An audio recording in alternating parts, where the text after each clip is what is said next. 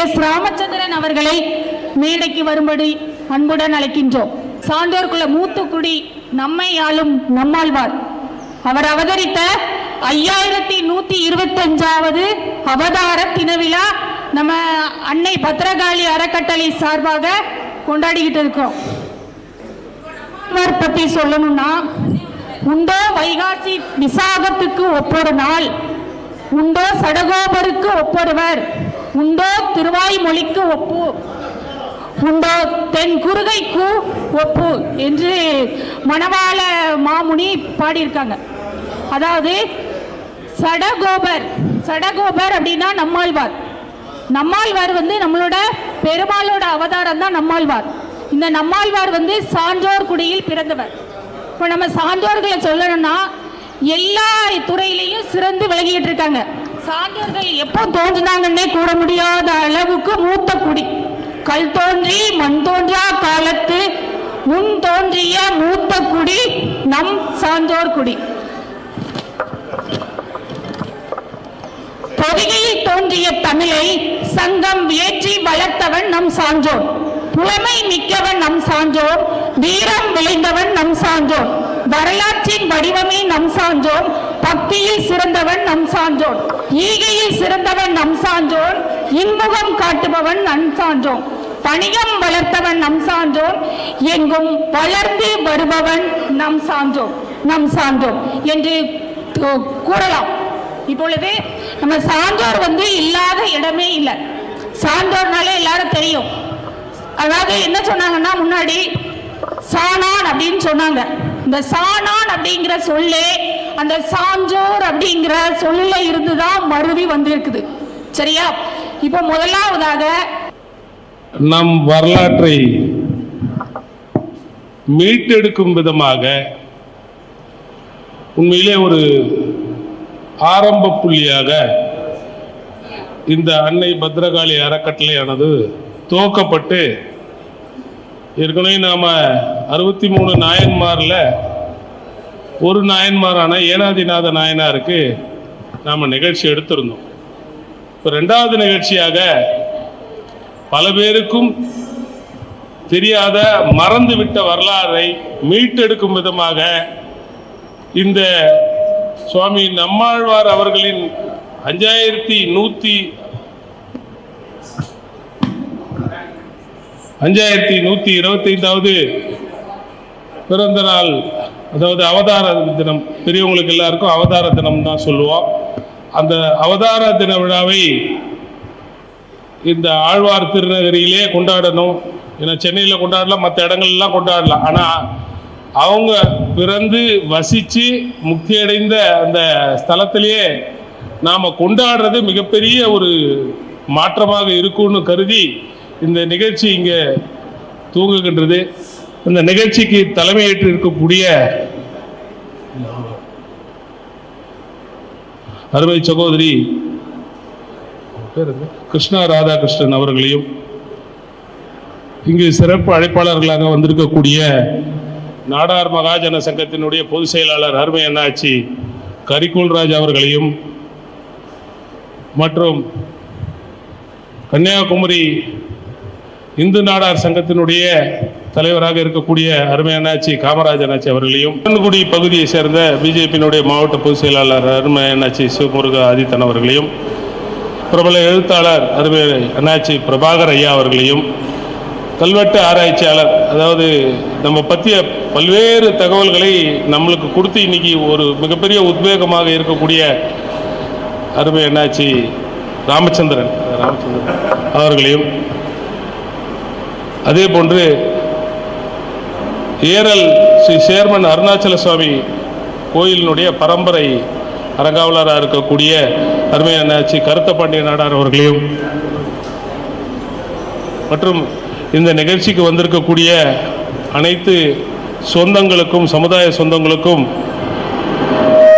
மிகப்பெரிய வணக்கத்தை தெரிவித்து உங்களை எல்லோரும் வருக வருக என வரவேற்று இத்துடன் முடித்துக் கொள்கிறேன். நன்றி, வணக்கம்.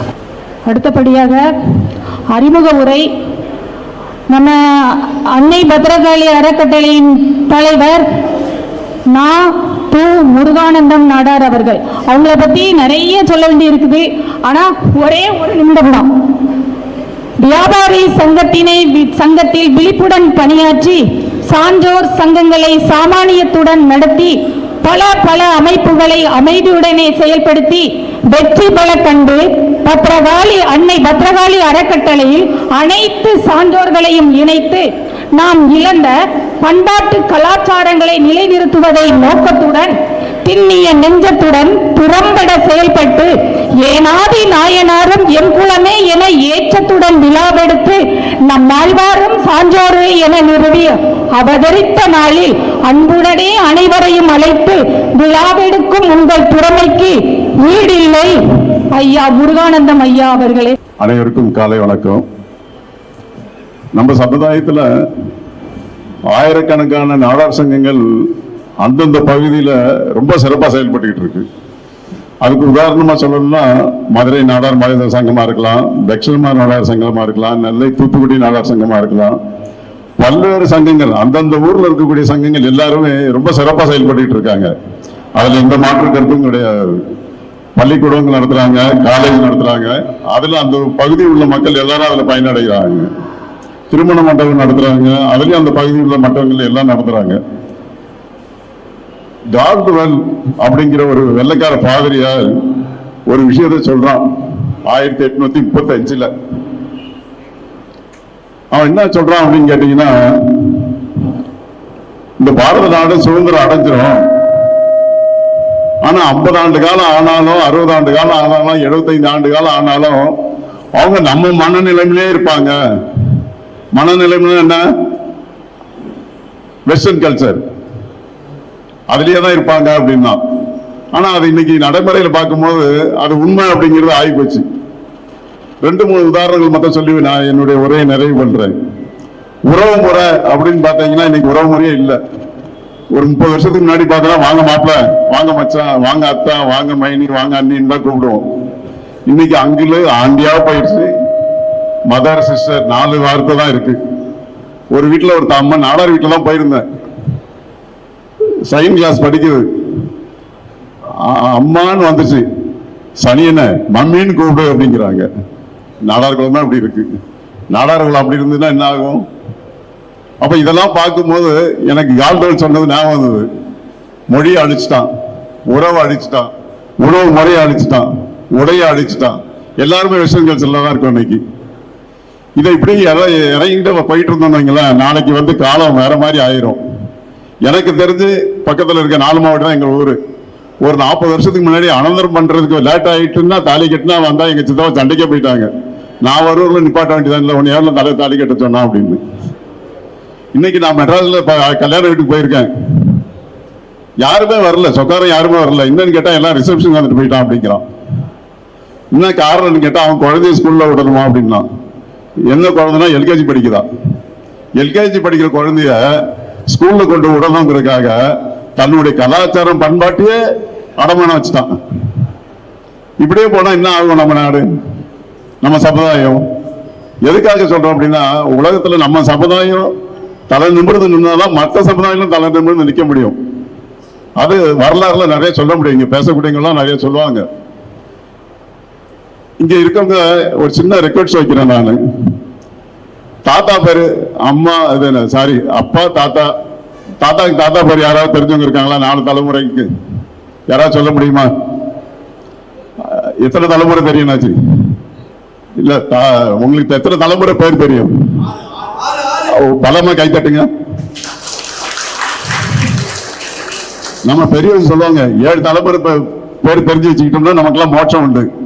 யாரெல்லாம் 7 தலைமுறை பேர் தெரியும்? ஆனா பாருங்க, 7 தலைமுறை தெரியும். அவங்க ரொம்ப பலமா கை தட்டணும். நம்ம ஊர்ல குலதெய்வம்னு இருக்கும். எதுக்காக குலதெய்வத்துக்கு வர சொல்றாங்க? 7 தலைமுறை சேர்ந்தவங்க அந்த இடத்துல வந்தாங்க, உட்கார்ந்தாங்க, சாப்பிட்டாங்க, போனாங்க. நம்மளும் வந்து அந்த இடத்துல உட்கார்ந்தோம். அந்த பாவ புண்ணியங்கள்லாம் கிடைக்கும், தீய எண்ணங்கள்லாம் நம்ம விட்டு விலகும். அதுக்குதான் கோயிலுக்கு போக சொல்லிருக்காங்க, குலதெய்வ கோயிலுக்கு இல்லையா? அதனாலதான் 7 தலைமுறை. நானும் அடிக்கடி கரிகால் தாச்சும் பேசிட்டு இருப்போம். ஆனாச்சும் நம்ம இந்த சமுதாயம் இப்படி போயிட்டு இருக்கு, எனக்கு வந்து ரொம்ப ஆர்வம். காமராஜர், சமுத்திரபாண்டி அண்ணாச்சி இவங்களுக்கு முன்னாடி நம்ம ஏதாவது எடுக்கணும் அப்படிங்கும் போது 63 நாயன்மார்கள் எல்லாருக்கும் தெரியும் இல்லையா? தெரியும் இல்லையா? நான் மட்டுமே பேசிட்டு இருக்க மாட்டேன், நீங்களும் பேசினாதான் எனக்கு உற்சாகமா இருக்கும். தெரியுமா தெரியாதா?